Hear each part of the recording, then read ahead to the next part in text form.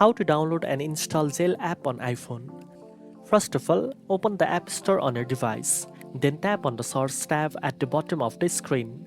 In the search bar at the top, type Zelle and look for the official app published by Early Warning Services LLC. Make sure it has the correct logo to avoid downloading a fake version. Once you find it, tap the Get button and follow the prompts to install the app.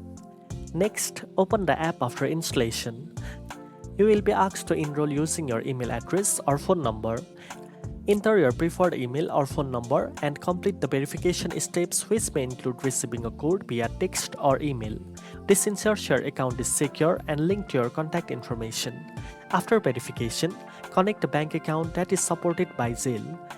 Once your account is linked, you can start sending or receiving money immediately. Now you know how to download and install Zelle app on iPhone. If you found this tutorial helpful, don't forget to like, share and subscribe for more finance tips.